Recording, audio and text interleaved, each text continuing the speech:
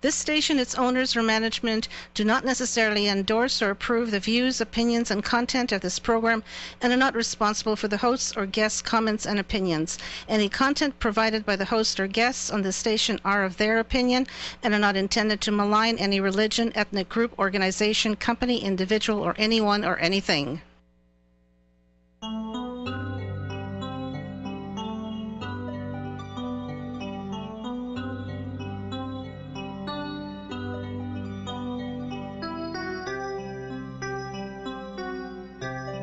Είναι η εκπομπή Ελευθερη Γνώμη με τον Άγγελο Αγγελάτο. Ελεύθερη Γνώμη. Μεταδίδεται κάθε μέρα αυτή την ώρα.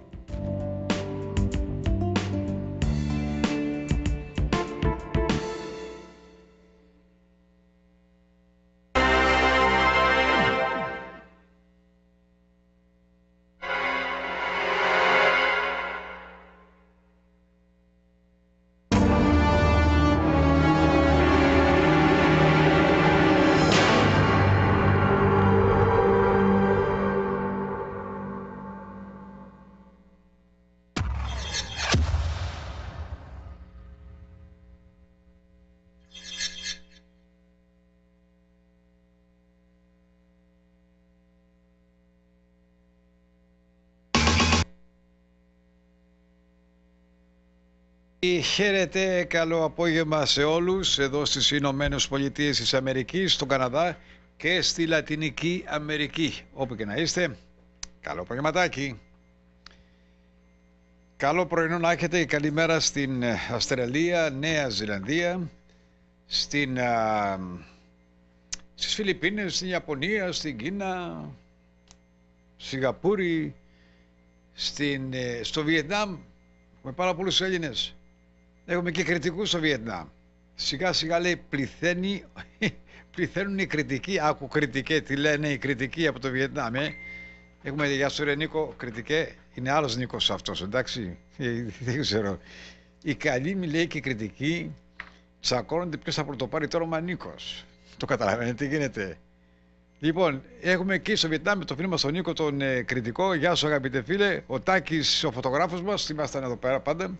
Είναι τώρα και την έχει αράξει στο Βιετνάμ, μου βγάζει και βίντεο και φωτογραφίες, στείλε κανένα καινούριο από και κάτω με τι γίνεται και μου λέει το εξής, ότι εκεί δεν έχουμε πρόβλημα με ιούς και κορονοϊούς και τα βλαμμένα συστήματα της παγκοσμιοποίησης.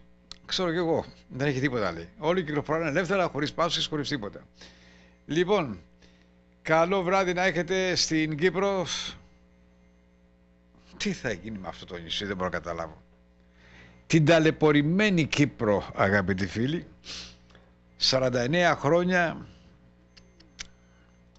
τη δουλεύουνε θεοί και δαίμονες. Από τους λεγόμενους παγκοσμιοποιητές, τους πιέζουν τώρα να έχουμε και δεύτερο πρωθυπουργό ή πρόεδρο, 4 χρόνια πρόεδρος Τούρκος, θέλετε δεν θέλετε, θα φάτε το σκασμό σας. Αυτή είναι η συμπεριφορά των Ηνωμένων Εθνών. Το καταλάβετε αυτό που σας είπα.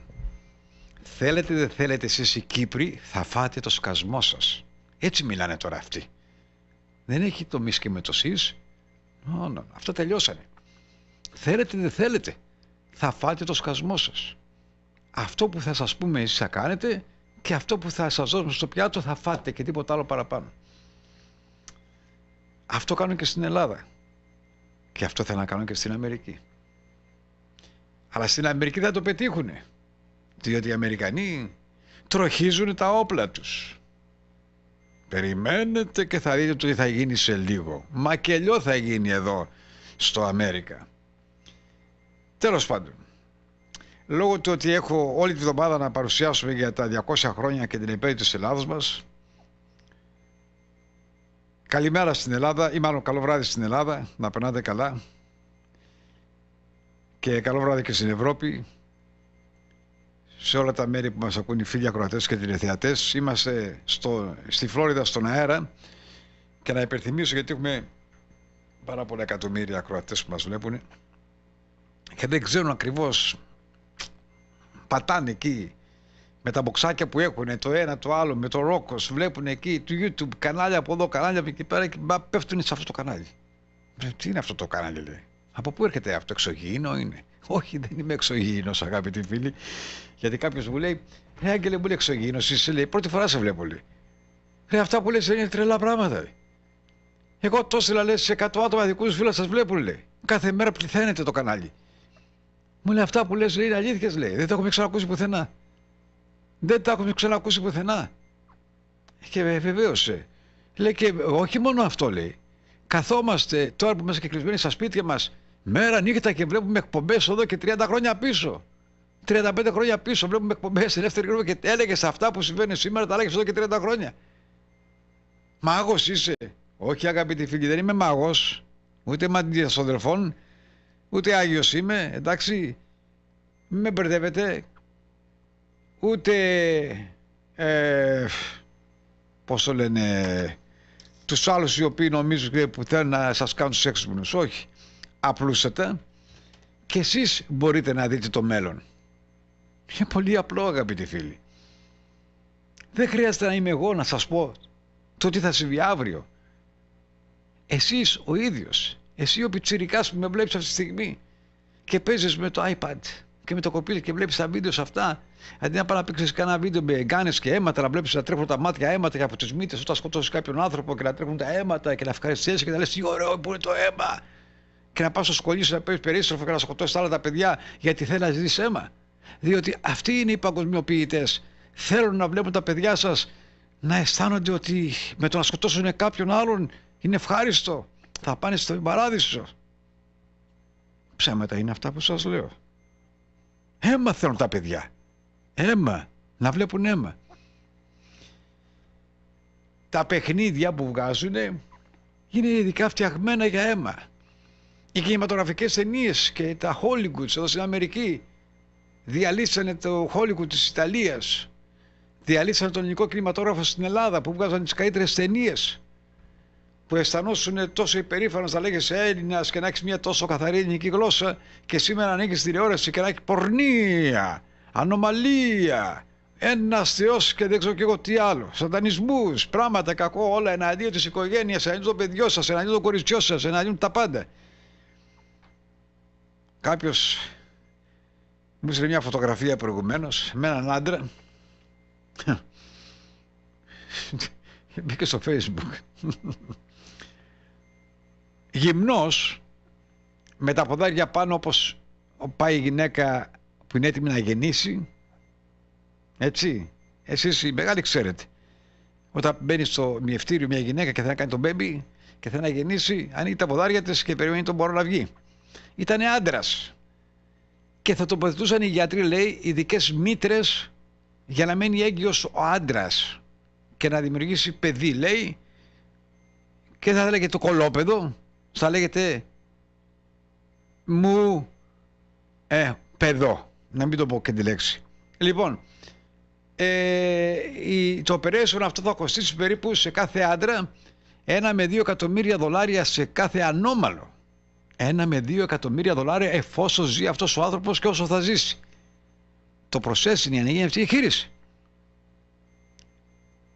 Και έχουμε αυτούς τους τρελούς πολιτικούς και στην Αμερική και στην Ελλάδα και σε όλο τον κόσμο να μας διατάσσουν και να μας λένε θα πληρώσεις 30% παραπάνω φορολογίες για τους ομοφυλόφιλους να κάνουν παιδιά.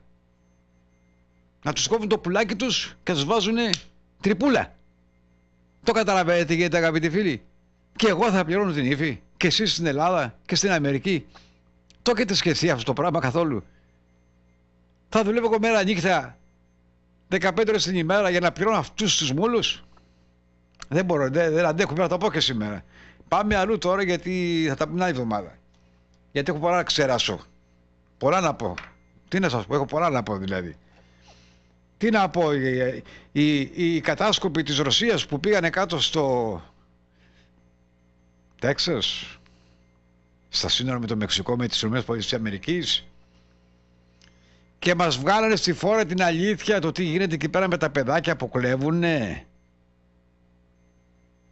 και τα έκανε μέσα σε cage τα παιδιά 5 χρονών και 3 χρονών και 6 χρονών και 7 χρονών και 10 χρονών παιδάκια σε πλαστικές σακούλες μέσα, να κοιμώνται τα παιδιά πεινασμένα, να κλαίνε, να ρουλιάζουν, κουνούπια, μύγες, κακό, να τα τρώνε ζωντανά. Η συμφορά που συμβαίνει αυτή τη στιγμή στην Αμερική, κυρίες και κύριοι, και λέγανε για τον πρώην πρόεδρο. Αυτός είχε κάνει την καθαριότητα εκεί πέρα. Τα είχε καθαρίσει τα παιδιά από τη μέση και είπε: τα παιδιά τα παίρνουμε και δεν τα χώρισε από τους γονείς τους. Ήταν χωρισμένα από τους γονείς εν καιρό Ομπάμα. Αλλά δεν τα λένε αυτά. Τα κρύβουν. Αλλά θέλουν να τροπηρίζουν τον πρώην πρόεδρο, τον πατριώτη. Σήμερα τα κρύβουν όλα.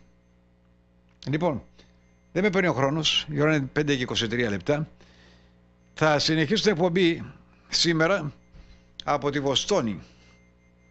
Να δούμε ο Ποντιακός Σύλλογος με πρόεδρο τον Γιαλτουριδη. Έκανε μια πάρα πολύ καλή δουλειά. Συγχαρητήρια στον Γιαλτουριδη.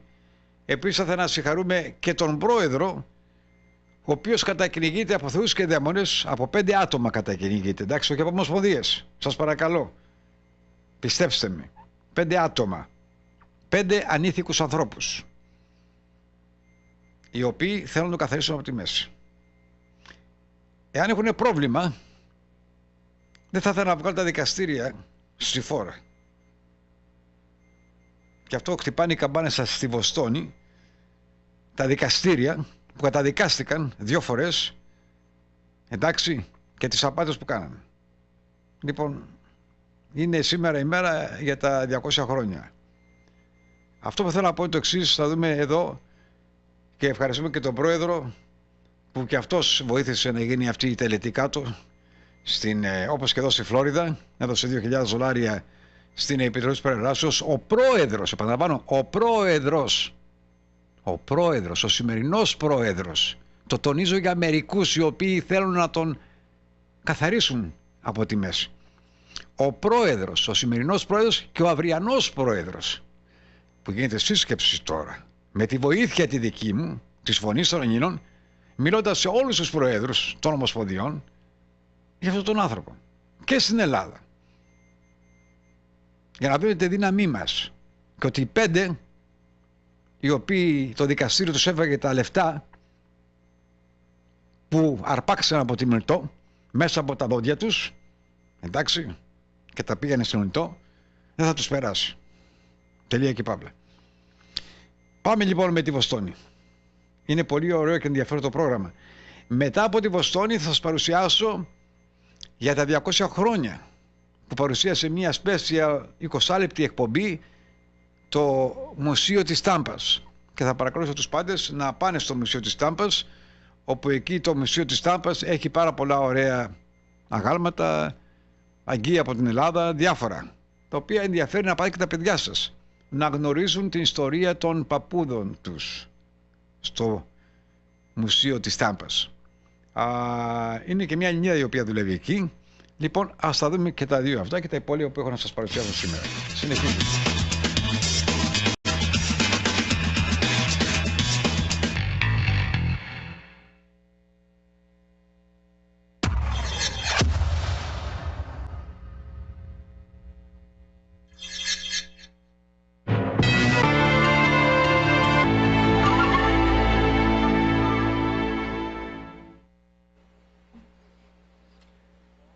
Greetings and good afternoon, everyone. My name is Commander John Benda, the 76th Commanding Officer of USS Constitution, the oldest and finest commissioned warship afloat in the world. I gotta say that I promised really good weather, and it looks like I've delivered. I was a little worried about this for this morning. I'd like to welcome all of our distinguished guests, and thank you for letting the command join in to celebrate with Americans of Greek heritage, with Greek citizens, and several other represented countries, the 200th anniversary of Greek independence. My mission and the mission of the 80 active duty sailors stationed here today is to preserve, protect, and promote the legacy of this ship. But not just that. We also represent all of the United States Navy, all of the armed forces, and we represent the country, as this ship was designated as America's Ship of State in 2009. The story of Constitution doesn't begin until 1797, after the Revolutionary War with the British, but argue that this ship absolutely was critical to this country's gaining of true independence. Constitution is best known for its 3 victories at sea during the War of 1812, the Revolutionary War Round 2, where the new United States military fought for free trade and sailors' rights and to be treated like the sovereign nation that we were. This ship we are on is sacred ground, where many men lost their lives to keep their independence. A battlefield, like Concord and Lexington, Bunker Hill, Trenton, or Saratoga.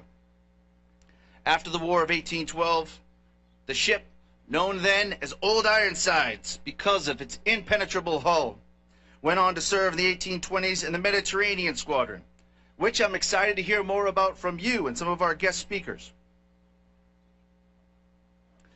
I am wearing my ceremonial 1800s period uniform. This is the uniform that Captain Jacob Jones, 14th in command, was wearing in 1821 during patrols in the Aegean. This is the uniform that Captain Daniel Todd Patterson, 16th in command, was wearing when George Syrian was rescued, and in June 1827, when he welcomed General Kolokotronis to his cabin. I'm proud to be wearing it with you today. On behalf of the United States Navy, congratulations on the 200-year anniversary of Greek independence, and thank you for recognizing and cherishing this ship's and this country's contribution to that effort, and for choosing to hold this amazing event on board our decks. Huzzah! But before we get to today's outstanding panel, please rise and join me as we pay tribute to our nations with the singing in of respective national anthems, sung by musician Panayiotta Olaloku. Constitution Color Guard, parade the colors.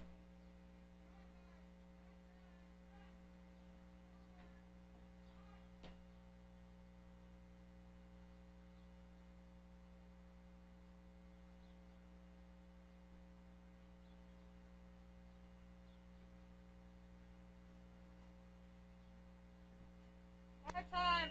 Start. Ready. Halt. Flag. Face.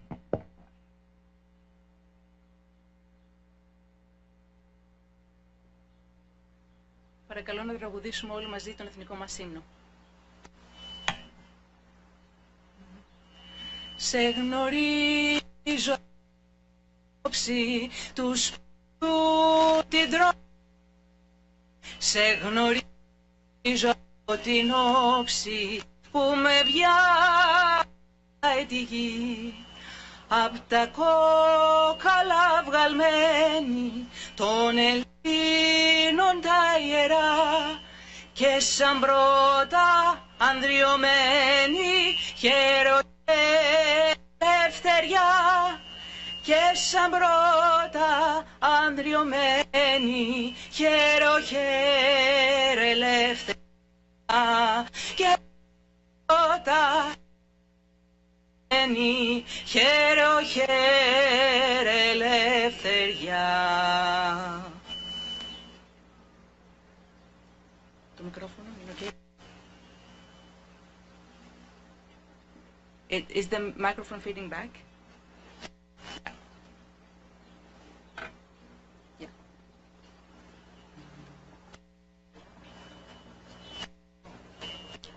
If it's okay, if it's not, I can continue to use it. Yeah, I don't know. It's just fitting back. Is that okay? Right. Yeah. Okay. All right. Oh, say, can you see by the dawn's early light what so proudly we hailed at the twilight's last gleam? Whose broad stripes and bright stars through the perilous fight o'er the ramparts we watched were so gallantly streaming, and the rockets' red glare, the bombs bursting in air, gave proof through the night flag was still there. Oh, say does that star... Παρακαλώ κάνετε share αυτή την εκπομπή στην Ελλάδα και στους φίλους σας, γιατί πρέπει να μάθετε τελικά την ιστορία για αυτό το καράβι. Παίζει σημαντικό ρόλο, γιατί γίνεται τελετή για 200 χρόνια στη Βοστόνη με αυτό το καράβι που είναι ιστορικό καράβι. Ήταν στην Ελλάδα αυτό το καράβι. Βοηθούσε τους Έλληνες.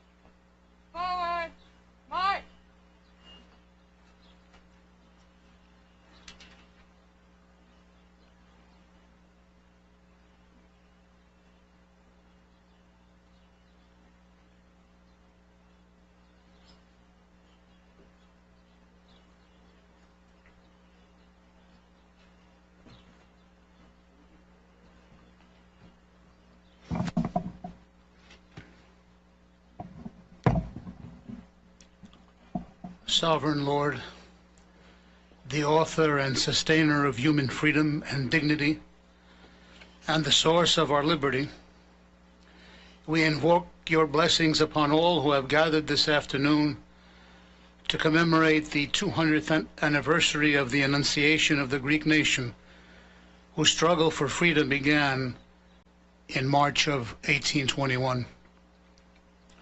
We reverently bow our heads in memory of those brave hierarchs and priests, the men and women and children whose blood was shed and lives sacrificed in the heroic struggle for independence. As we commemorate this historic event, we pray for all those throughout the world who struggle to gain their freedom, their basic human rights and dignity. We pray that the example of the heroes of 1821 be our inspiration and guiding light. Amen. Please be seated. USS Constitution Commander John Benda, members of the steering committee hosting this historic ceremony, my brothers and sisters in the household of God. On behalf of the Greek American citizens from throughout New England, I thank you for your generous invitation to celebrate today the historic milestone of March 25th, 1821, the national holiday of Greece. We gather this afternoon to commemorate the 200th anniversary of the beginning of the heroic revolution which led to the independence of the Greek nation. In the annals of American history, at no time is there recorded a more general and official expression of pure sentiment, devotion, and sympathy for the cause of any people than is found for the heroic uprising of the enslaved people of the Hellenic nation in 1821. Greece's struggle for independence motivated Americans throughout our nation to rally behind the Greek cause of democracy and self-determination. American Philhellenes believed that they had a civic duty to help Greece reclaim its birthright democracy. Samuel Gridley Howe, James Williams, George Jarvis, and many others left their homes to fight alongside their Greek comrades in arms and provided humanitarian support. Meanwhile, American citizens established Philhellenic societies throughout our country, raising money to aid the cause and lobbying their elected officials to recognize Greek independence. The Philhellenic sentiments in America for the Greek Revolution of 1821 did not merely embrace mass meetings, addresses, memorials, sermons from the pulpits, collection of funds and supplies, and care for poor orphans. A number of prominent sons of America in the prime of their lives aspired to be classed among the friends of the Greeks, for to be a Philhellene in those heroic days was considered a great honor and a noble ambition of many highly educated men in America and all over the world. Many joined the Greek army and navy and fought shoulder to shoulder with the brave sons of Hellas. All of them underwent extreme sufferings and privations. Some risked, others lost their lives, fighting heroically for freedom's sake in the land where freedom was born. The names of those valiant heroes have been engraved on the hearts of all the following generations of Greece.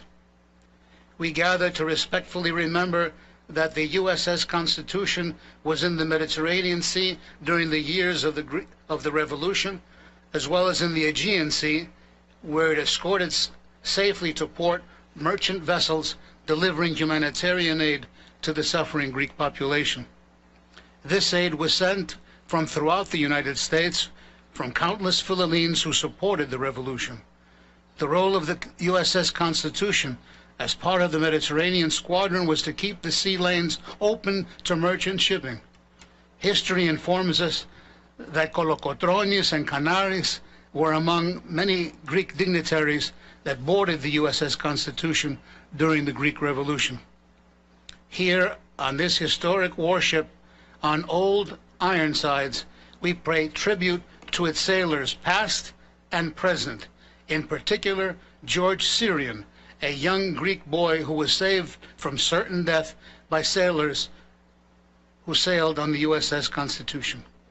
This young man later enlisted as the youngest sailor in the U.S. Navy, who went on to serve 50 years on this magnificent battleship. Thank you for coming, and God bless America and Sito Yalas.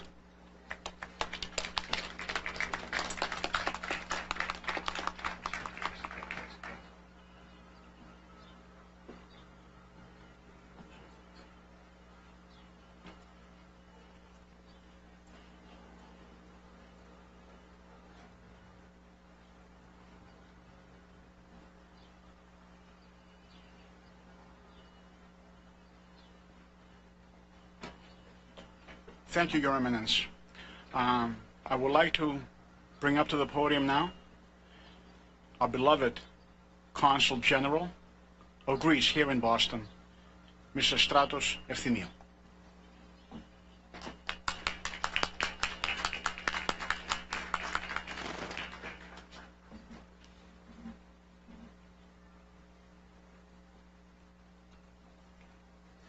Thank you, Mr. Gialturides, and for all your efforts, as well as Mr. Kafka's efforts, which are very praiseworthy. Your Eminence, Commander Menda, Consul Generals of Portugal, Haiti, and Israel. Dear President of the Museum, distinguished friends, it is a distinctive honor to be here on the 25th of March, on the Independence Day of Greece, to celebrate the historic bicentennial of the Greek Revolution, a fight for freedom from Ottoman tyranny, a struggle for the ideals of human dignity, social justice, and equality. A fight that was first recognized by the state of Haiti, a country that gained its freedom from slavery also through a heroic revolution. Consul General of Haiti, Hans Charles, thank you for honoring us with your presence. The flame of the revolution gave birth to the modern Greek state and set into motion a new era for Europe and for the wider region, the era of nation states. The 200 years anniversary is an opportunity to reflect on the past, assess the present, and help shape the future. We often navigated through turbulent waters, but the journey of the Greek state during these 2 centuries is remarkable. Greece is a nation that fought for its right to be independent, always side by side with the United States, a state that has never shied away from the international struggles for freedom, including in both world wars. Greece has been a sturdy pillar of democracy in the Balkans and a state promoting peace and stability in the Mediterranean region. And we have strong allies. Consul General of Israel, Ambassador Reuben, thank you for being here. Greece is a reliable US ally and a dedicated member of the European Union for the past 40 years, actively promoting and contributing Europe's fundamental values and priorities. Portugal is now the President of the European Union. Consul General, thank you very much for being here. Commander Benda, thank you for hosting us aboard the USS Constitution, this beautiful frigate that is connected to Greece through the dramatic story of George Syrian, the boy from the island of Psara, the boy who escaped from a massacre and who became the youngest sailor of the USS Constitution. A frigate that was visited by legendary figures that played a crucial role in the Greek Revolution. Lord Byron, the romantic British poet who was the spirit of the Philhellene movement and sacrificed his life for Greece. General Kolokotronis, the military genius and great hero of the revolution. Admiral Kanaris, the legendary admiral who during the revolution led a fleet of fire ships and destroyed the Turkish admiralship and took revenge of the destruction by the Turks of the massacre of Chios, a massacre that is depicted in the painting of French romantic painter Eugène Delacroix. I will read a poem for Canaris, who was a native of Psara like George Syrian, the ship's boy. The title of the poem is The Epitaph, and it is written by a Scottish poet, William Edmonston Aytoun. I'm Constantine Canaris, I who lie beneath this stone, twice into the air in thunder have the Turkish galleys blown. In my bed I died a Christian, hoping straight with Christ to be, yet one earthly wish is buried deep within the grave with me. That upon the open ocean, when a third armada came, they and I had died together, wheeled aloft in wings of flame. Yet is something that they've laid me, in a land without a stain. Keep it thus, my God and Savior, till I rise from earth again. Thank you.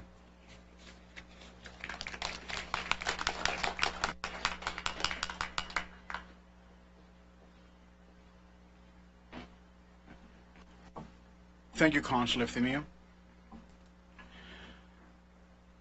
I would also like to welcome all of you on board this historic ship, the USS Constitution. Thank you, Commander Benda, for hosting us on this ship. My name is George Gialtridis. I am the president of the Pontian Society, Panagия Σουμελα of Boston. And along with Attorney Demetrius Kafkas, we head the steering committee that organized this event, with the help, of course, with the Consul General, coordinated with the Pontian Society, Panagия Σουμελα of Boston, along with the Hellenic American National Council and its president, Mr. Bill Matarangas, who also assisted in this project. Right now, I would like to go to Greece to hear our beloved ambassador, Ambassador Jeffrey Pyatt, who gave us a very touching message for the 200th anniversary, the bicentennial of the Greek War of Independence. Right after Ambassador Pyatt, we're going to hear from Congressman Gus Bilirakis of Florida, and then Congressman John Sarbanes of Maryland.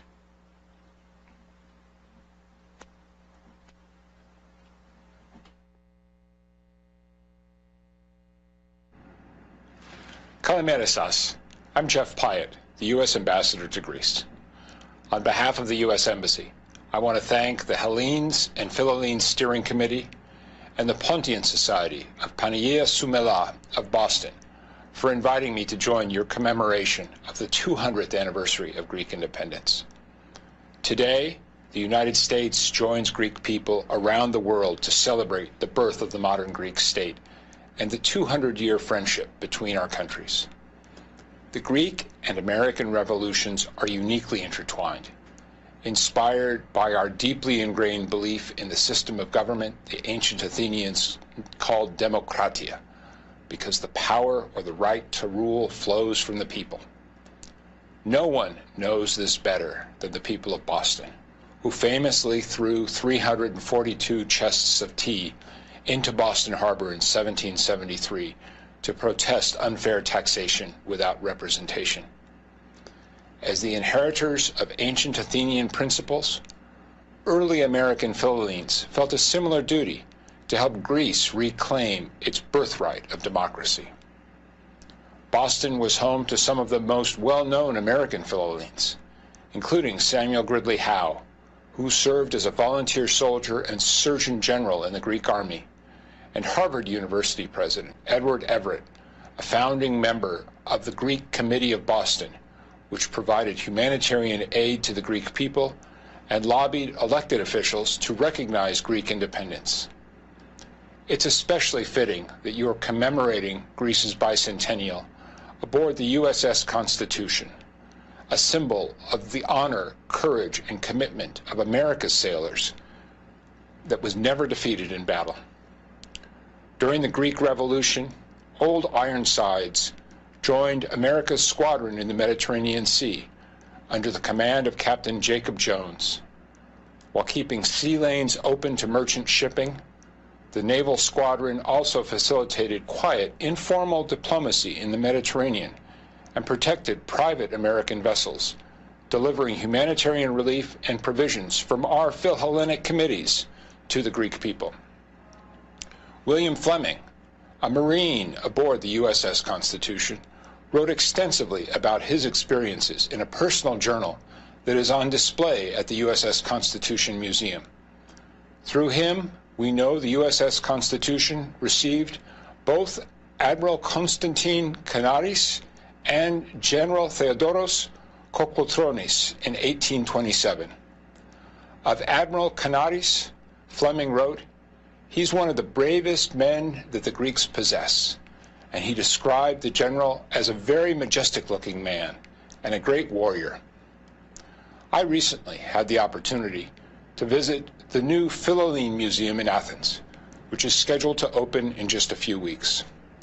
Its exhibit on American Philhellenes included something which I found profoundly moving, a copy of a letter that Greek independence fighters in Trieste sent to Naval Officer David Farragut, the first Admiral of the U.S. Navy, asking for his support. This is one example, one of many examples, of Greeks and Americans reaching out to each other during difficult moments and seeking inspiration. A cornerstone of our relationship has been the support we have provided each other over the years. The extraordinary bond between our peoples has endured for 2 centuries. During that time, our countries have stood shoulder together through great challenges, even through our democracy's darkest hours. Today, the U.S.-Greece relationship is stronger than ever, and our countries are working closely to promote regional peace, stability, and prosperity. The Greek-American diaspora community, and especially grassroots organizations like yours, put our democratic principles into practice, advancing the U.S.-Greece relationship and playing a vital role in realizing our shared goals. Greece's bicentennial is an opportunity to build on the progress we've made in recent years, to strengthen our alliance. To honor this important milestone, these commemorative events, the U.S. mission in Greece has launched a year-long campaign, USA in Greece, celebrating 200 years of friendship, that seeks to honor the bonds between our democracies and chart an agenda for our shared future. My own exploration of Greece's bicentennial themes has taught me that Philhellenes not only love and respect Greece, but are committed to the values of freedom, equal opportunity, and equal justice before the law that generations of our citizens have pledged to uphold and defend. That's why I'm proud to count myself among the distinguished American ranks of Philhellenes who have long cherished the cry, Zito η Ελλάδα, Zito η America. Ευχαριστώ πολύ. Good afternoon and happy Greek Independence Day to my fellow Greeks and Philhellenes. While I wish I could be there in person on the USS Constitution, it is truly an honor to share with you this historic moment, even if it is long distance. We all know the long-suffering history of Greece under the 400 years of Ottoman rule. In fact, over the weekend I hosted a viewing, a wonderful movie that I hosted in Tarpon Springs, Florida, called Cliffs of Freedom, which poignantly depicts Ελευθερη ή θάνατος ethos. Coupled with the Sunday of Orthodoxy yesterday, Greek Orthodox Christians remain inspired by the courage and faithfulness of our ancestors who 200 years ago took up the challenge of Bishop Germanos of Patras to live free or die trying as he raised the flag of revolution in 1821. Like the American revolutionaries who fought for independence and established this great republic we call the land of the free and the home of the brave, Greek freedom fighters took a cue from our forefathers and earned their liberty with blood. Old Ironsides was always there to provide the vital aid that people of Greece needed during the revolution. We had a lot of Americans that went over there and fought, and of course the treasure helped as well. England and France also contributed. That's why it's so fitting, again, that we are here today. The freedom we enjoy currently is due to the sacrifices made by men and women in the past. I take great pride, as you know, in my Hellenic heritage, and of course my American heritage. We are very fortunate people. It's each time I perform my duties, my congressional duties, I'm doing so in the legacy of the ancient Greeks and our American forefathers. As Thomas Jefferson once said, to the ancient Greeks, we are all indebted for the light which led ourselves, American colonies, out of Gothic darkness. Celebrating Greek independence reaffirms the common democratic heritage Americans and Greeks share. And as Americans, we must continue to pursue this spirit of freedom and liberty that characterizes both of these great nations. Thank you. God bless you. Zitoi Elas, Zitoi Ameriki, Zitoi 25 Martiu, και ζήτω η Κύπρο μας. And here's to another 200 years. Χαίρετε. This is Congressman John Sarbanes. I wanted to salute the steering committee of Hellenes and Philhellenes and the Pontian Society of Boston for your celebration and commemoration of the 200th anniversary of the Greek War of Independence. And I also want to thank you for recognizing the important role that the USS Constitution played in assisting with the provision of humanitarian relief to the Greek people during the Revolution of 1821. The United States and the American people are deeply proud of the bond and connection that we have with Greece and the Greek people.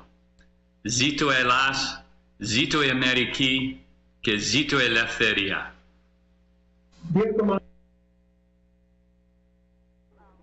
One of the things that I'm not sure even we Greek Americans understand is the very close connection between Massachusetts and Greece and the Greek Revolution. And Samuel Gridley Howe was the leader in this effort, a historic figure, both for us at Massachusetts and for Greece. So this is a very special day, a very special ceremony, and like all Greek Americans, I'm very proud to be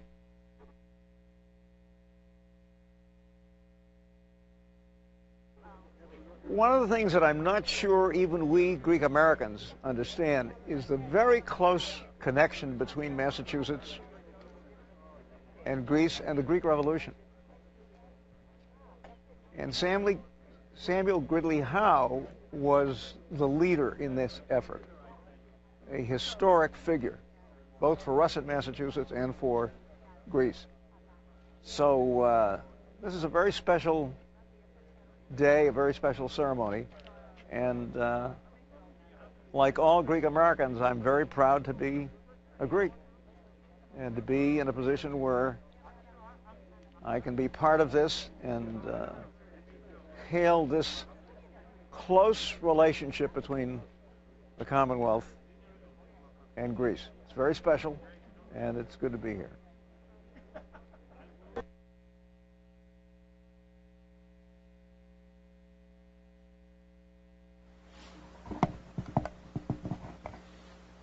I'm so honored to be here today on behalf of Governor Charles Baker and Lieutenant Governor Polito to present today a proclamation that today is Greek Independence Day for the citizens of Massachusetts. And being a proud Greek American as I am, my grandmother, who lived right up the road from right where we are right now, often told me, she said, thank my God for America, but she never forgot from where she came. And they instilled a great pride in us, and the culture that we have and the history and the religion that is lived today. On behalf of Governor Charles Baker and Lieutenant Governor Polito to present today a proclamation that today is Greek Independence Day for the citizens of Massachusetts. And being a proud Greek American as I am, my grandmother, who lived right up the road from right where we are right now, often told me, she said, thank my God for America, but she never forgot from where she came. And they instilled a great pride in us, and the culture that we have and the history and the religion that has lived on, and to be able to celebrate today, I feel in many ways that America is the direct descendant of the freedoms and the democracy that was developed in our homeland thousands of years ago. We are benefiting from that today, and now we are celebrating Greece's independence after hundreds of years of Ottoman rule. It's a beautiful, great day. Thank God for America. God bless Greece.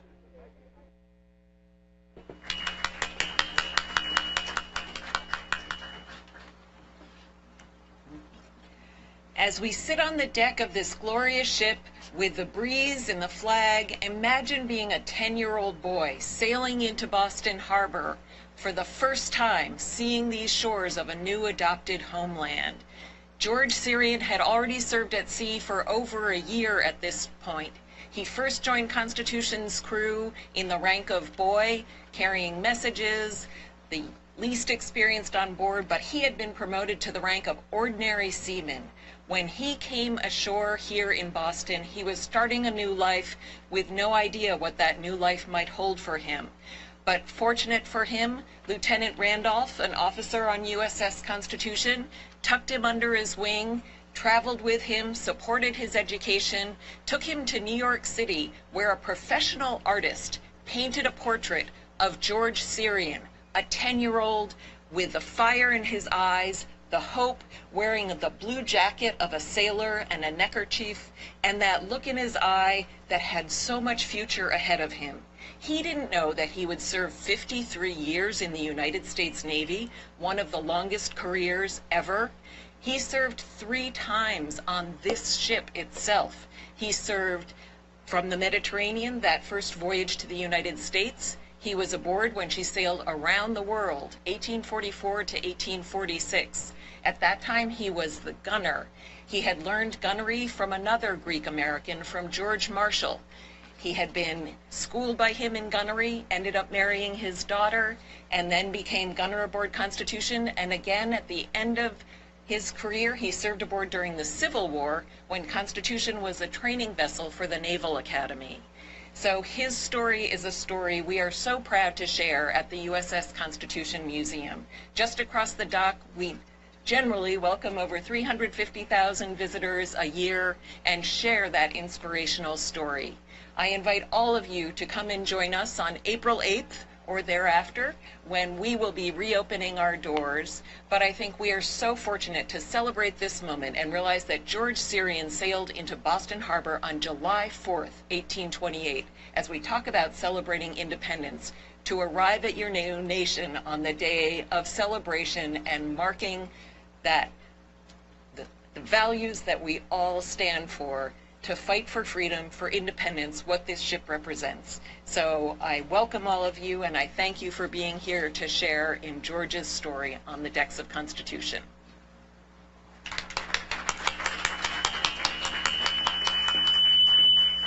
Thank you, Ms. Rand. I would like to bring up now the member of the steering committee, Attorney Demetrius Kafkas.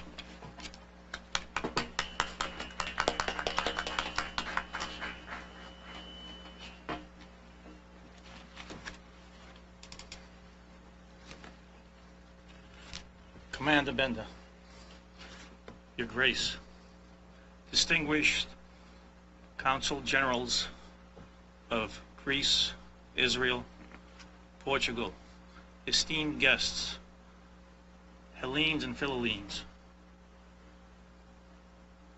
I was born and came to this country at the age of 3 years old, from the land of ancient Olympia, father of 5 children in this country. Down the street, my law practice. My grandfather, in the destruction of Asia Minor, fought to the present-day Ankara from my mother's side. From my mother's side, again, the family clan of Tsaklanas from Messenia are referenced in the memoirs of Theodore Kolokotronis as the family clan fighting with the Kolokotronis clan for freedom and liberty. The Kolokotronis family, in a period of 50 years, lost 70 members for liberty. There is not a family that did not sacrifice and suffer. My grandmother's brother was an officer of the Hellenic army in the mountains of northern Epirus. When they were ordered, because of the foreign powers, to retreat, they remained and took off their insignia as Hellenic officers and fought for the autonomy of northern Epirus. Where am I getting at? We all have the seed in us, that seed that won't die, that seed that transverses time and space, and which fights for the unalienable rights and dignity of humanity to live, love, create, and be free, and have justice for all. I reference 2 historical facts from the War of Revolution for the independence of Greece. When the Parthenon was surrounded by Hellenic freedom fighters who were looking to overrun the Turkish garrison that was posted there, the Turks were seen taking down the temple pillars to obtain the lead that held the marbles together so that they could use them to make musket pellets and ammunition. Those Hellenes that were denied the right to speak their language, that were slaves, sent a message to the Turks. Stop destroying the Parthenon. Tell us how much lead you need to achieve your goal, and we will send it from our own ammunition. And this is what happened. The respect of their ancestors, the ancestors they did not know much about. Another fact, during the war, during the many uprisings for liberty, over 123 attempts were made. The Ottomans conducted a policy of cultural genocide by cutting the tongues of women and mothers so that they would not speak the Greek language to their children, and thus they would be more amenable as slaves. 2 months ago, I became aware of the journals of the USS Constitution, the role of the USS Constitution in the Mediterranean, and how it was sent there as subtle gunboat diplomacy and as a preservation of maritime lanes that were needed for humanitarian aid to reach the Greek population. 6 years I've been driving by Old Ironside, going to work. Never in my wildest dreams did I expect to find out from these journals that the commander-in-chief of the then Greek forces, Theodore Kolokotronis, as well as the admiral who remains in history as seeking and achieving vengeance for the massacre of the island of Chios by torching the Ottoman fleet, had embarked and boarded this historic vessel as guests of the U.S. government. History, Hellenic history, American history, all are merging as one. 2 lungs of the same body, the same soul. We owe the USS Constitution and sailors our unconditional, unwavering thanks and tribute to the sailors that have gone by, past, and present, and the future. They had the human dignity to take on board a young Greek boy, survivor of the massacre of Psara. Just so you can appreciate the extent of this war, this revolution. The American Revolution and the French Revolution roughly had 30,000 to 40,000 loss of life on each one. Just the massacre of the Greek population of Chios was over 80,000 Greek, women, children, and elderly. This was all-out war. This is a war of liberty or death when you have your back to the wall and you have no more options. The U.S. and Greece will continue their common path in this part of the world. Africa meets the Middle East and Asia. And right at that border of Europe, at all costs, we must stand in order for the West to stand. We are all Hellenes, our Jewish brothers, our Arab brothers, our Asian brothers. We believe in values that are sacred to humanity. The U.S. people and the people of the world must draw the line in the sand. As Carl Sagan once said, if the Ionian Greeks had not been defeated, we would as humans been to the stars over 1,000 years earlier. In closing, I would like to pay my respects on April 3rd. It is the birthday of Theodore Kolokotronis.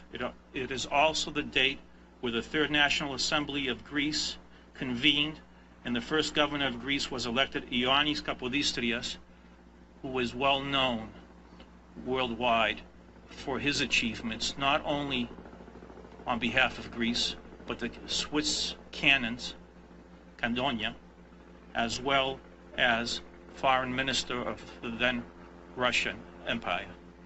I thank you for being here today.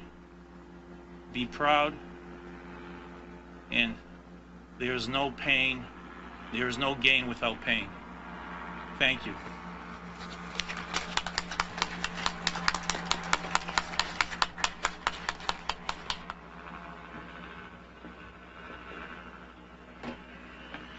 Thank you, Attorney Kafkas.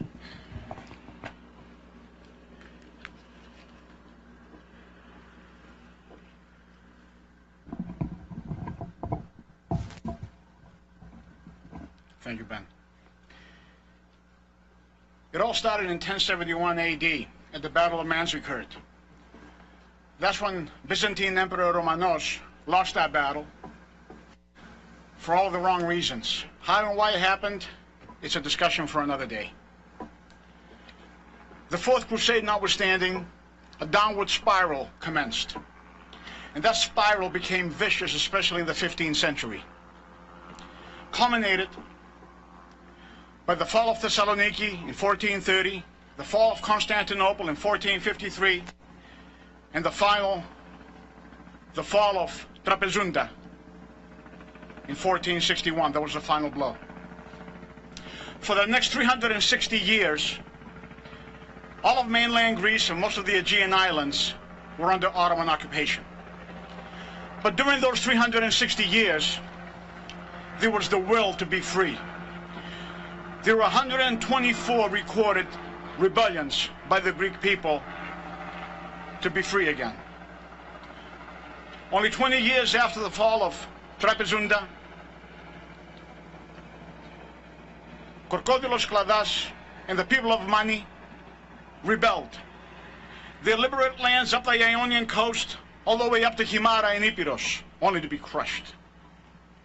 8 years later, in 1489, Andreas Palaiologos from the Palaiologos dynasty of Constantinople mobilized people to revolt, only to be crushed. And so it went on. 1770, Catherine the Great of Russia sent the Olaf brothers to mobilize the people of Mani, where Korkodilos Kladas had started the first rebellion. Catastrophic results. But this 124th rebellion was different.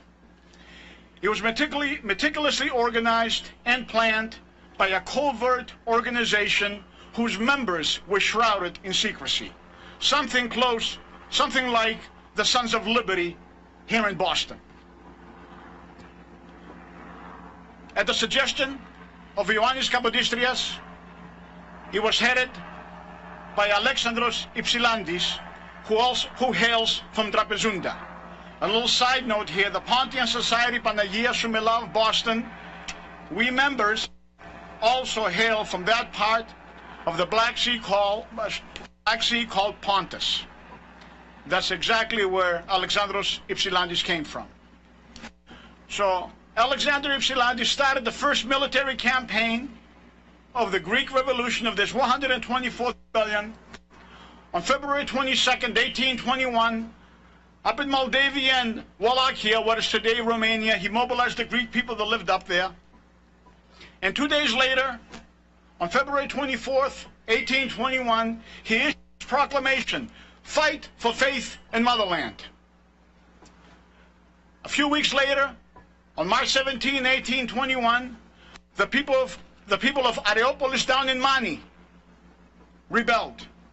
And then a week later, on March 25th, 1821, in Agia Lavra, Greece officially declared the Declaration of Independence. The Hellenic national anthem, which Panagiotou sang earlier today, consists of 158 stanzas. Ms. Halulakis sang the first two stanzas. The Hellenic national anthem, the Hymn to Liberty, it was written by Dionysios Solomos on the island of Zakynthos, west of the Peloponnese in the Ionian Sea. It is a national anthem of Greece and Cyprus today. This hymn to liberty basically tells of the trials and tribulations of a nation, of a people, trying to find their place again in the free world. It's got its highs and lows. For example, stanza number 5 tells us of the feeling that every Greek had in Greece and abroad in pre-revolutionary war Greece. Δυστυχής παρηγορία, μόνη σου έμεινε να λες, περασμένα μεγαλεία και διηγώντας τα να κλαις. In the Hymn to Liberty, Dionysius Solomos addresses Greece herself. It's an ode to Greece. So in stanza number 5, he says, you are unfortunate, and to find consolation, you discuss long-lost glory, but you cannot hold back your tears. But there are also signs of inspiration, signs of hope, and signs of encouragement in the Hymn to Liberty.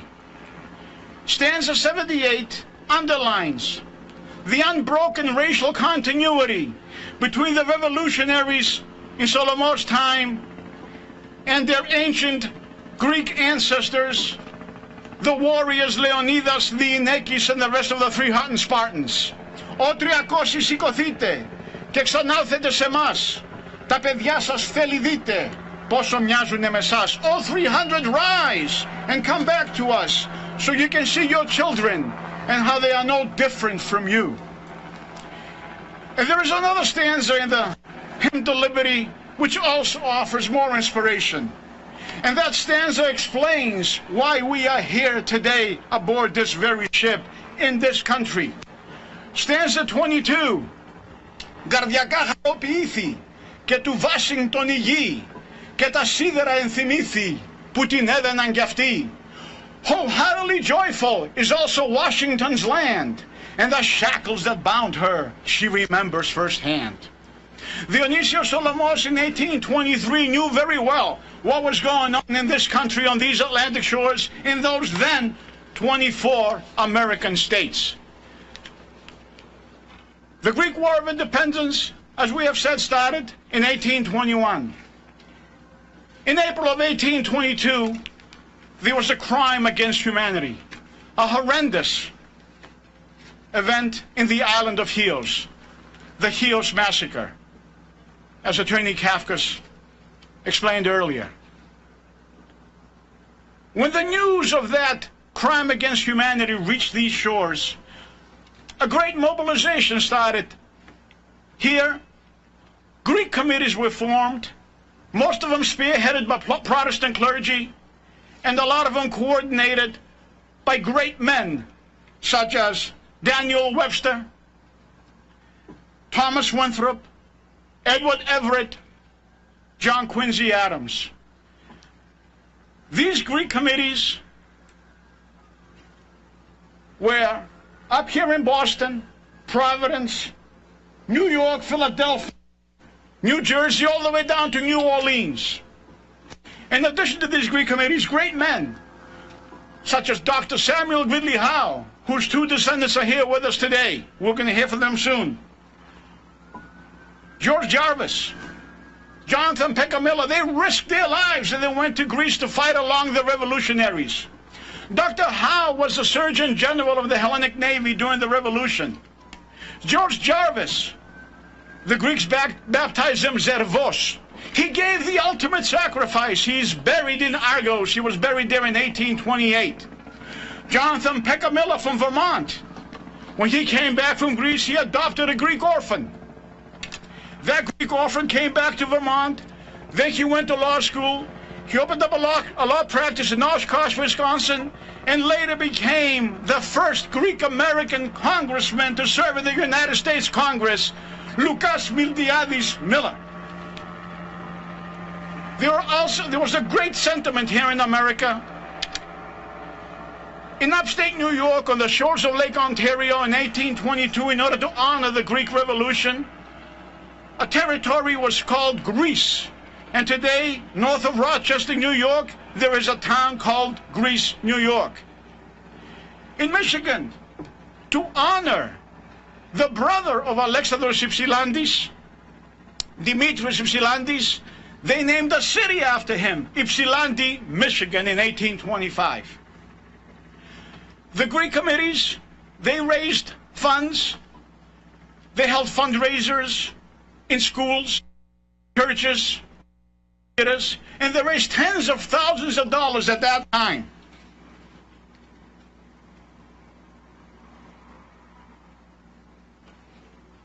I just want to add something regarding stanza 22 and what exactly Dionysios Solomos meant.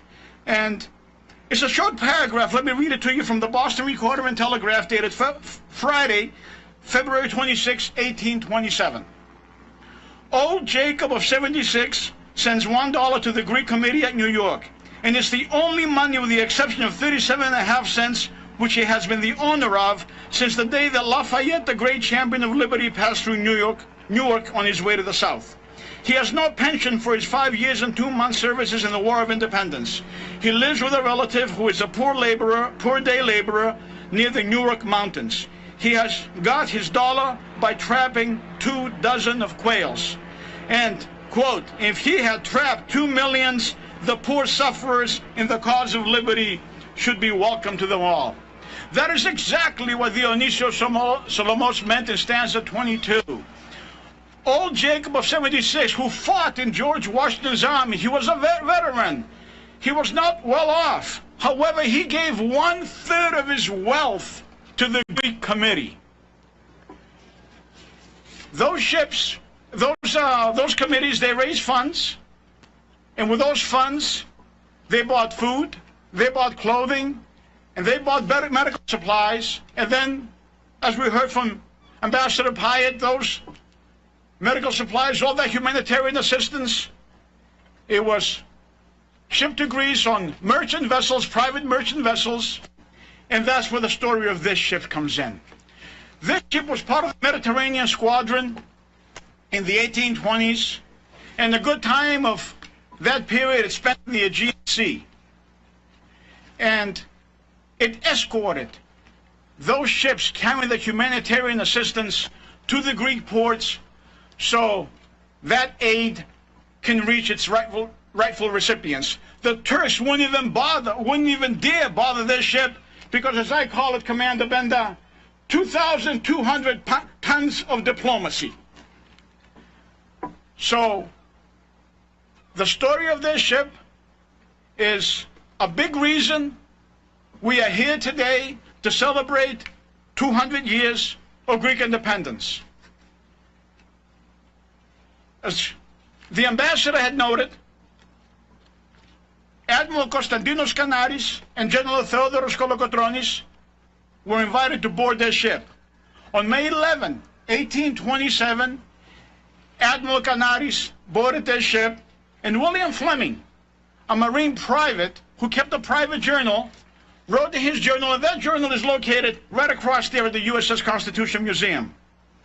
Admiral Kanaris, accompanied by some other Greek officers, visited our ship. He is a man of about 35 years of age, of small stature, but well-made, with dark penetrating eyes and a very mild, modest deportment. He's one of the bravest men that the Greeks possess, and his gallant exploits have endured his name dear to his countrymen.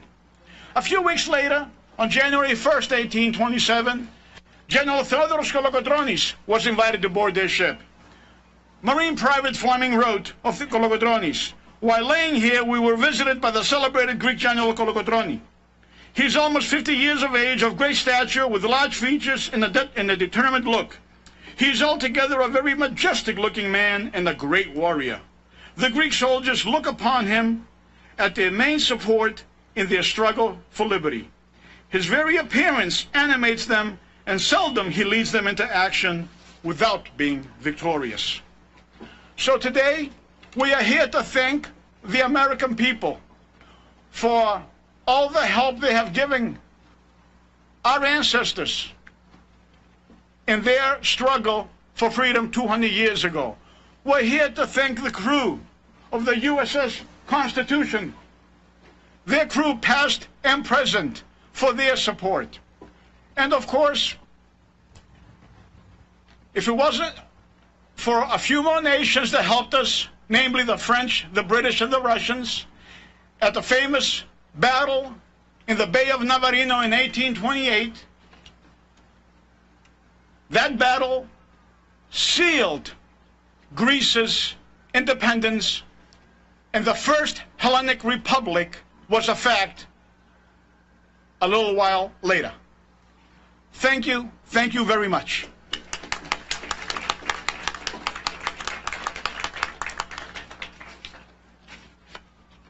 In late 1821, Adamantios Korais and 3 others wrote a letter to Haitian President Jean-Pierre Boyer. The good president of Haiti replied to that letter on March 15, 1822. I will read you just a few excerpts of his reply. President Jean-Pierre Boyer, letter sent to Greek expatriates living in France, Adamantios Korais, Christodoulos Klonaris, Konstantinos Polychroniadis, and Athanasios Bogoridis. Before I received your letter from Paris, dated last August 20th, the news about the revolution of your co-citizens against the despotism which lasted for about 3 centuries had already arrived here. With great enthusiasm, we learned that Hellas was finally forced to take up arms in order to gain her freedom and the position that she once held among the nations of the world. Citizens, convey to your compatriots the warm wishes that the people of Haiti send on behalf of your liberation, The descendants of ancient Hellenes look forward in the reawakening of their history to trophies worthy of Salamis. May they prove to be like their ancestors and guided by the commands of Miltiades, and be able in the fields of the new marathon to achieve the triumph of the holy affair that they have undertaken on behalf of their rights, religion, and motherland. May it be at last, through their wise decisions, that they will be commemorated by history as the heirs of the endurance and virtues of their ancestors. On the 15th day of January 1822, the 19th year of independence, Boyer. Haiti got its independence in 1804, and less than 20 years later, the president of Haiti, Jean-Pierre Boyer, recognized Greece's independence. Let me paraphrase Dionysios Solomos, stanza 22. Wholeheartedly joyful, While Jean-Pierre Boyer's land and the shackles that bound her, she remembered firsthand. I would like to introduce you now, the Consul General of Haiti in Boston, Mr. Hans Charles.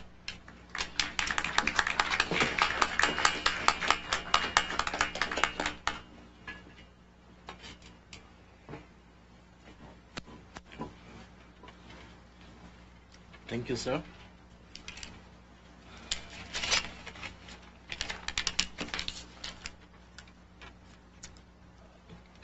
Actually, I feel tiny, little one, face to everything that your country did to have his library. Haiti suffered a lot to have his library too, so we know what we are talking about.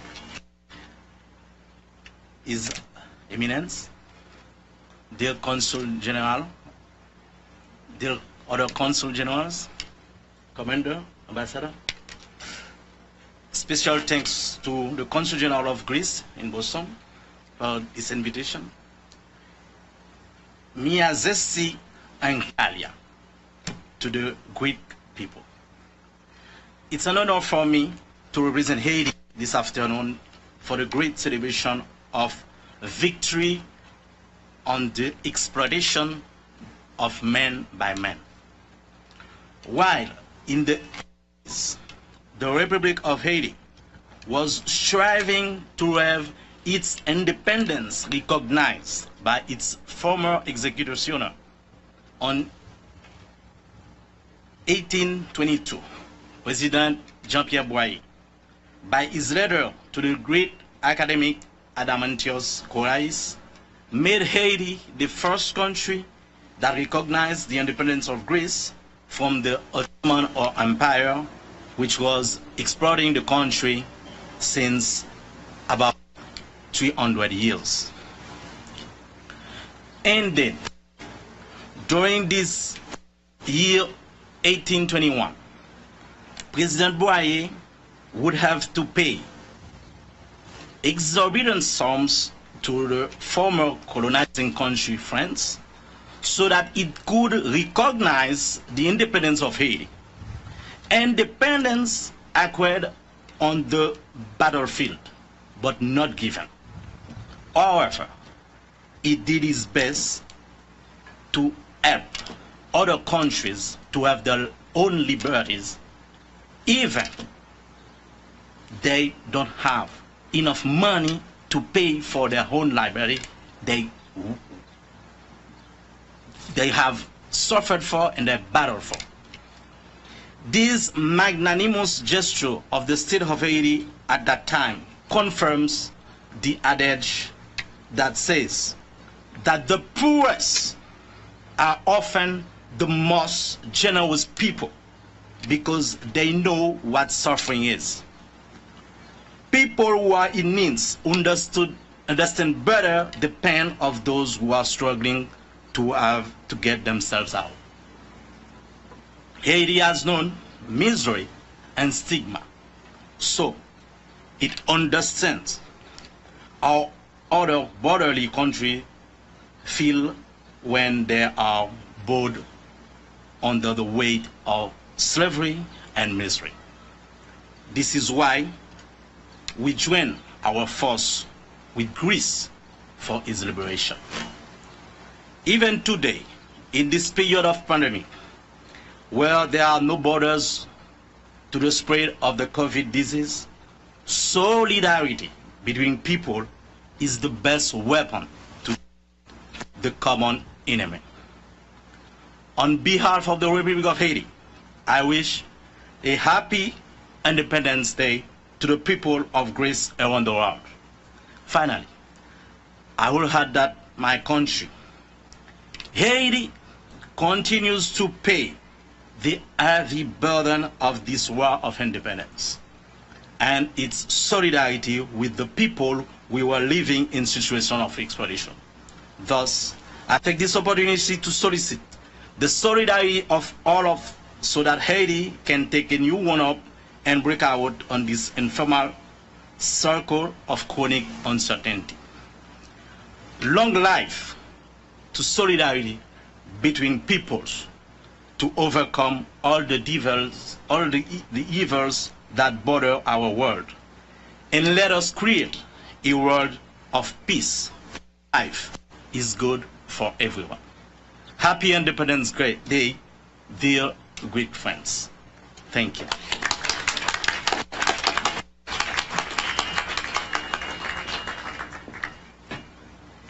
Thank you, Consul Charles. Now I would like to call up the Consul General of Portugal in Boston. And of course, Portugal is the President of the European Union now. Mr. João Pedro de Vasconcelos Fins do Lago.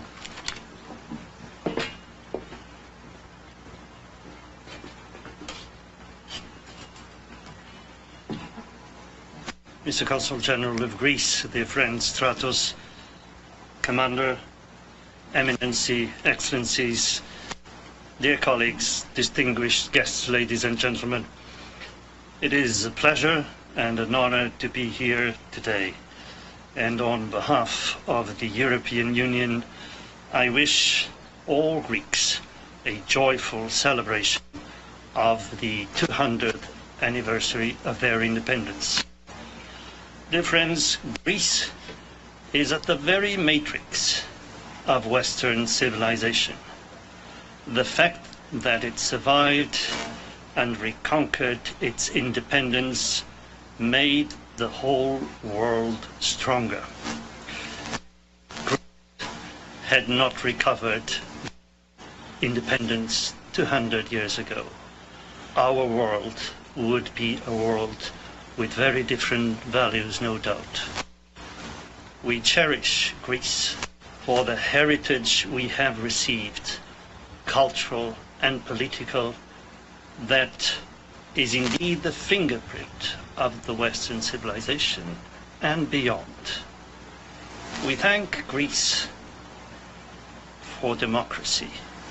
We thank Greece for the separation of powers, for the independence of the judiciary, for all the classic values of democracy and the modern values of democracy. Inclusion, freedom always at the helm, diversity, free, fair and independence of media. All these are values that are the sons and grandsons of the matrix Greece donated to the world. So on this very special day, it's the entire world that thanks Greece and rejoices with Greece. Very happy and long life to Greece, to the Greek diaspora. Ευχαριστώ.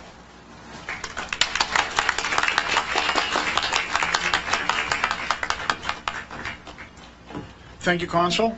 Now I would like to call up the Consul General of Israel in Boston, Ambassador Meron Rubin.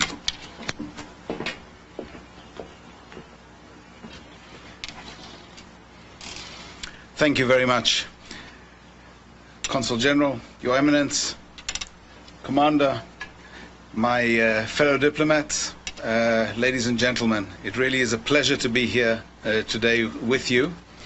I'm not going to go into the millennia of history that we have with the Greek people, but I would like to say that maybe without our ups and downs in the history, we wouldn't have had Hanukkah. So I presume that we definitely have to thank the Greeks for that holiday. Ladies and gentlemen, it really is an honor to be here on board this historic ship. As mentioned, our history goes back for thousands of years.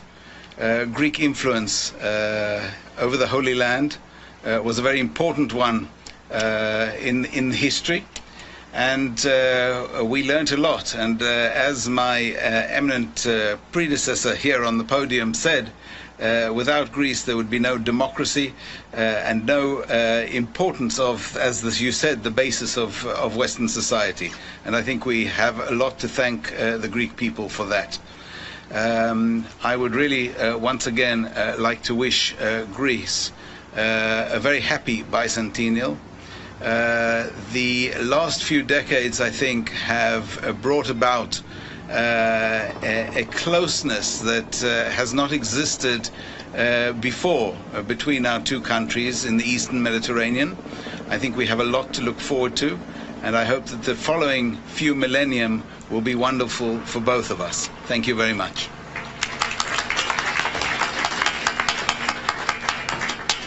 Thank you, Ambassador. Now I would like to call author Mr. Vasilios Kyranis.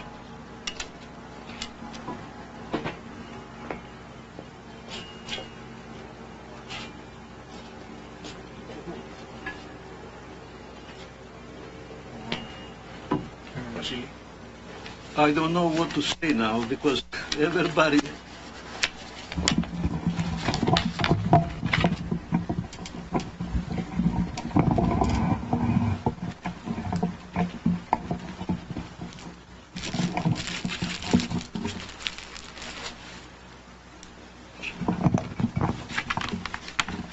Your Eminence, distinguished Consular of Greece and the rest of the country, I want to thank you very much, all of you. Captain Brenda, thank you very much.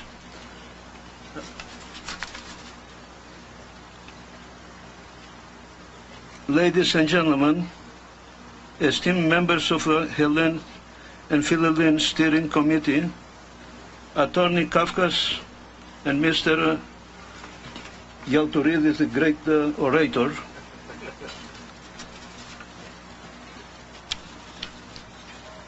my fellow Americans and Hellenes, my name is Vasilios Kyranis. My birthplace is in the northern part of the divided Epirus that is currently under the Albanian control. I was born and raised until I escaped the brutal communist regime of Albania at the age of 18. The country was well known all over the world for its numerous jails, forced labor camps, electric barbed wires along the Greek-Albanian borders, the only atheist and self-isolated country in the universe. It was also the poorest country in both Eastern and Western Europe, but the richest in propaganda in the world. I fled to Yugoslavia in 1961, and after my own odyssey from Skopje, spending four months in jail, because they were afraid that I was a spy, and Bosnia, a refugee political camp, thanks to the United Nations, I was sent to Belgium. From there, I emigrated to Canada, and eventually I arrived in this great democracy which called the United States of America on September 17, 1967. Where I raised my family and proudly became a United States citizen. My compatriots from southern Epirus were the two of the founding members of the secret organization of the Φιλική Εταιρεία, Nikolaos Koufas and Athanasios Tsakalov. There would be no successful revolution without the Φιλική Εταιρεία.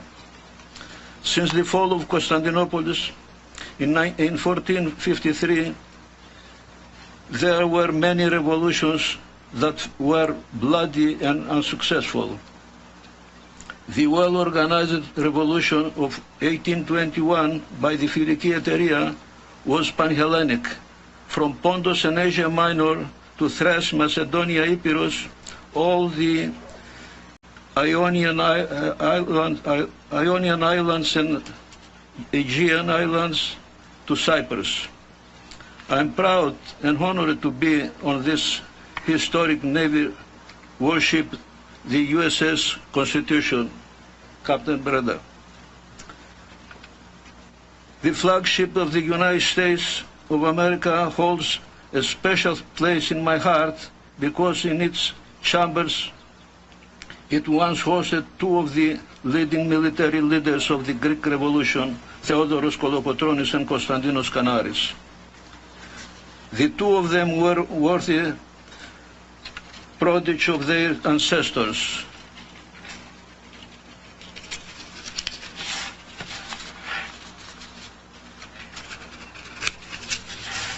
Kolokotronis, worthy of Miltiades, of Marathon, 490 BC, Leonidas of Thermopylae, 480 BC, and of Aristides in Athens and Plataea, 480 BC also. Canaris, who was worthy of Themistocles, destroyed the Turkish fleet on June 6, 1822. As it is known, after the Battle of Thermopylae, the Hellenes, although surrounded in Salamina, destroyed the Persian fleet under the Themistocles' command. When the Spartan Eurybiades gave the signal to attack the Persians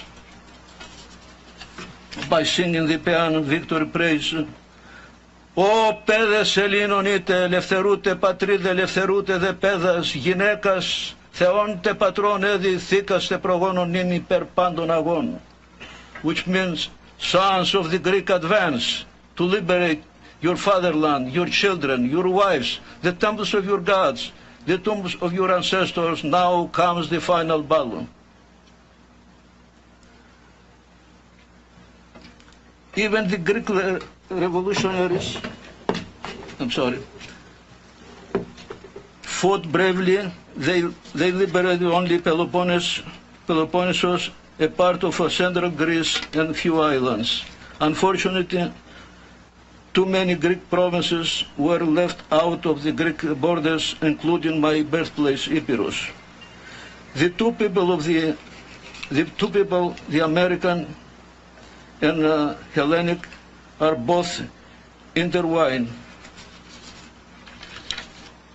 The American revolutionaries were inspired by the Greek spirit and based their revolution on the ideals of ancient Greece, on the classic principles of democracy, liberty, equality, and justice. From these ideals, they feed their spirit to advance and form this American revolution that succeed. The enslaved Hellenes showed courage and fortitude to again revolt from our 400 years of Turkish slavery. Therefore, the revolutionaries made the decision at all costs and with great sacrifice to liberate their motherland with the desire for freedom or death. Ελευθερία ή θάνατος.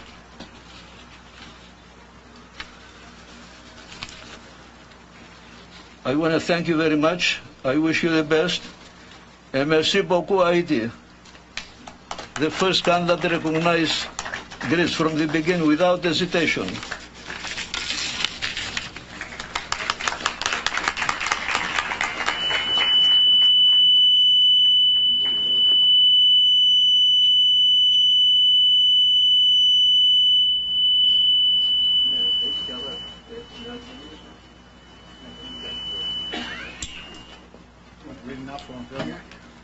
Okay, we're going to go to a short video message now from the mayor of Athens, Greece, Mr. Kostas Bakoyannis. Greetings from Athens. Γεια σας από την Αθήνα. It's a great pleasure to join you as you mark the bicentennial of the Greek War of Independence. I am particularly excited because I have vivid, fond memories of my time in New England. And of course, I very much remember when I was honored to join the Greek national parade, I remember the passion, the emotion that swept the streets of Boston. From the birthplace of democracy to the world's greatest democracy, we have managed to build a bridge, a solid bridge, because we share the same values: liberty, freedom, democracy. These same values that inspired the Philhellenes from New England to come to the Greek shores. Some of them shed their blood.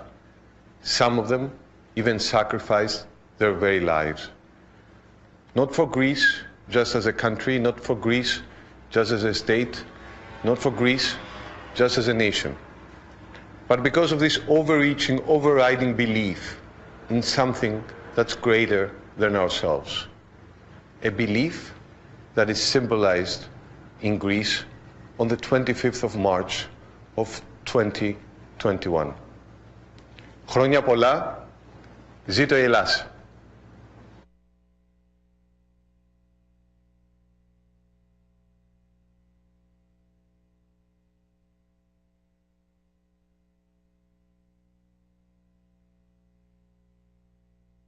Overriding belief in something that's greater than ourselves. A belief that is symbolized in Greece on the 25th of March of 2021. Χρόνια πολλά, ζήτω η Ελλάδα.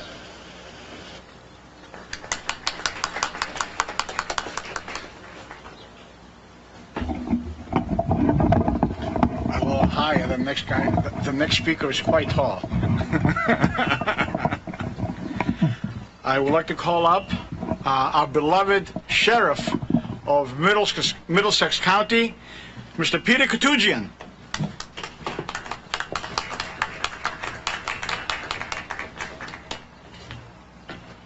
Yassas. It is great to be with you here today. What a beautiful day. And I have to be honest with you, it's the first time I've worn a full suit in a year, so a special day for all of you, really. I'd like to say George Gialturides and our dignitaries, His Eminence Metropolitan Methodios, Commander Benda, President Rand, and our consuls general for their wonderful speeches. And what a great day that Mike Dukakis could come and visit, at least by video. One of the great Greeks. You know, you go back centuries of great Greeks in this world, and Mike Dukakis is still one of them, present day.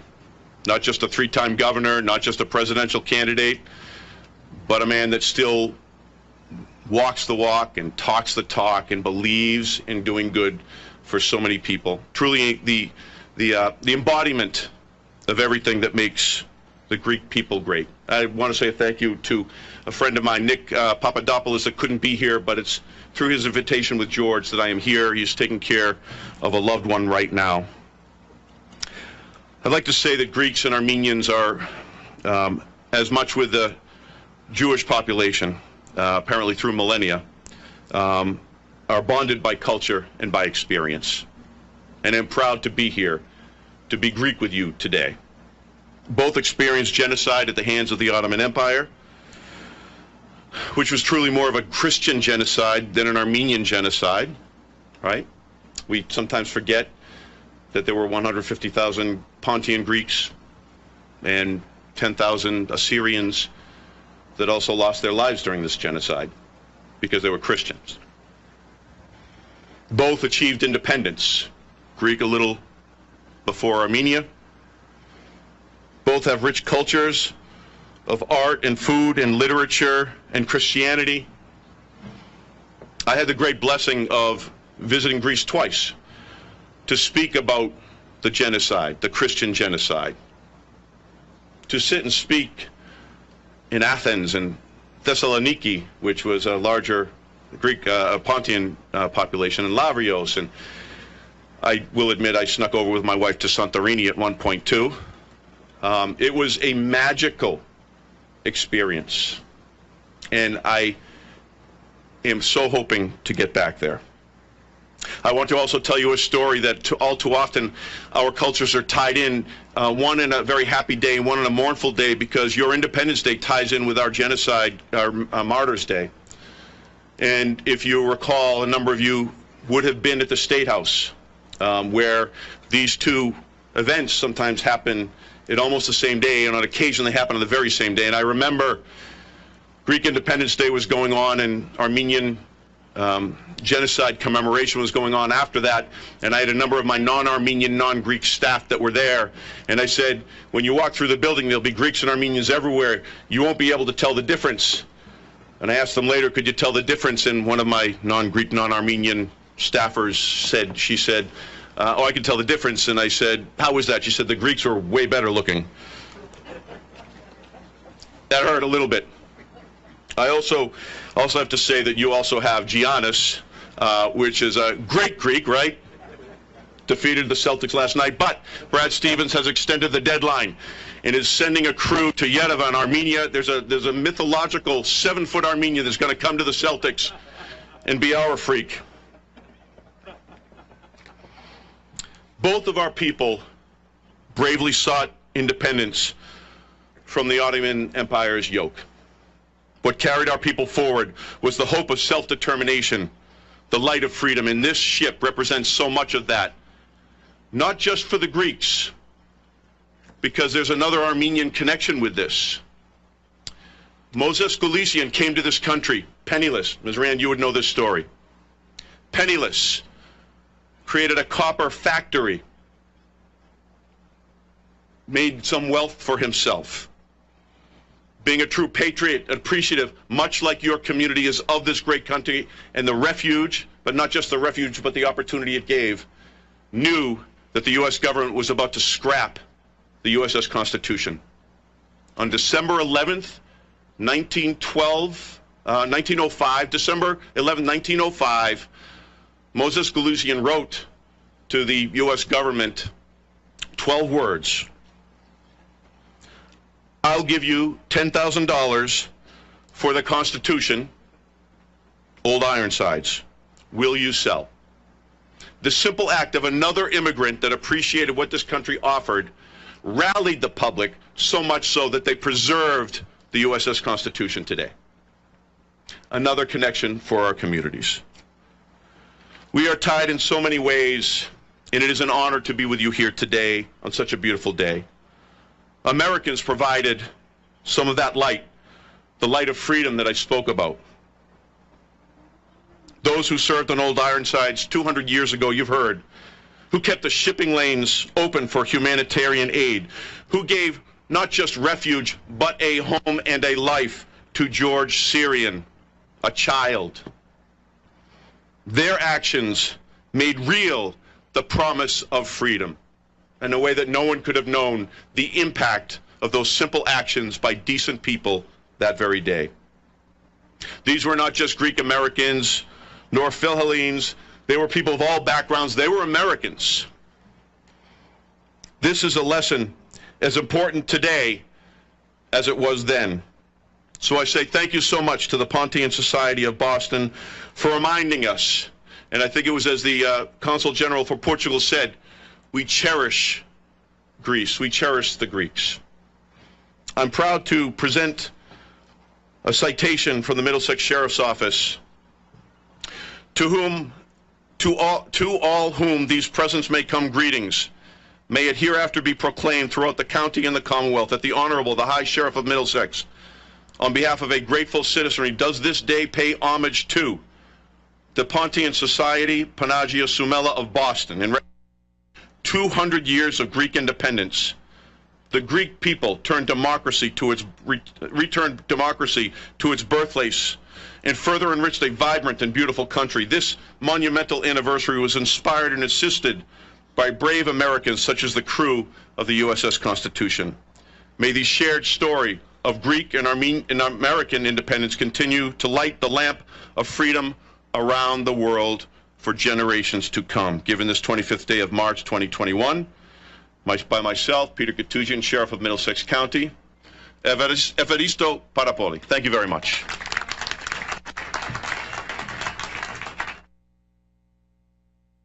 Αγαπητοί φίλοι, δεν μας παίρνει ο χρόνος, έχω ακόμα άλλα 23 λεπτά να παρουσιάσω ακόμα από τη Βοστόνη. Ήταν πάρα πολύ ενδιαφέρον η εκπομπή αυτή. Πάρα πολύ ενδιαφέρον. Κάποιος με πήρε τηλέφωνο, έχω πάρει πάρα τηλέφωνα.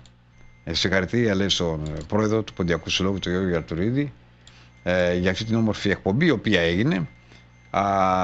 Και θα ήθελα να τονίσω στους φίλους και φίλες ότι πραγματικά θα συνεχίσουμε αύριο άλλα 20 λεπτά και μετά πάμε στο μουσείο της Ταμπας, γιατί πρέπει να τα δείτε. Όσο για τον Μαύρο, τον πρέσβη ή μάλλον τον πρόξενο της Βοστόνης, γιατί ήταν εκεί σε αυτό το καράβι, βεβαίως ήταν διότι θα ήθελα να πω την ΑΕΤ, ήταν από την ΑΕΤ, γιατί η ΑΕΤ προσέφερε υπηρεσίες στην Ελλάδα το 1821. Και όταν οι Έλληνες επαναστάτες ζήτησαν τη βοήθεια από την ΑΕΤ, ζήτησαν βοήθεια από όλο τον κόσμο. Το νησί αυτό δεν είχε να προσφέρει τίποτα. Και αυτό είναι μια αληθινή ιστορία στην Καραβαϊκή. Γι' αυτό και όλοι εκεί πέρα τα ονόματα τους είναι ελληνικά, Αριστίδης, Θωμάς, Νικόλας, όλες οι δρόμοι είναι όλα ελληνικά. Το έχω παρουσιάσει και στην τηλεόραση, αν θυμόσαστε. Και ευλογημένο, λέει, το νησί από το Θεό για να ελευθερωθεί η Ελλάδα. Δεν είχε μια πεντάρα το νησί αυτό να δώσει στην Ελλάδα. Και έτσι στα καλά καθούμενα, ευχή του Θεού κατέβηκε και κάνανε κάποια αντίληψη με την Αγγλία και πουλούσαν εκατοντάδες χιλιάδες κιλά από ζάχαρη. Το νησί αυτό κάνει ζάχαρη, εξαγωγή ζάχαρης. Και πούλησε ζάχαρη και όλα τα χρήματα τα οποία ίσπραξε το νησί αυτό από τις ζάχαρες που πούλησε στην Ευρώπη και στην Αγγλία πήγανε στους επαναστάτες στην Ελλάδα για να ελευθερωθεί η Ελλάδα από τον Οθωμανικό ζυγό, από την Τουρκία. Κάτι που εσείς δεν γνωρίζετε. Γι' αυτό και αυτός ήταν και σήμερα σε αυτήν την τελετή. Πολλοί από εσάς δεν τα γνωρίζετε αυτήν την ιστορία. Είναι πάρα πολλά τα οποία έχουν συμβεί. Όπως και αυτό το καράβι που είδατε προηγουμένως ήταν και αυτό εκεί μαζί με τους Έλληνες και τους επαναστάτες.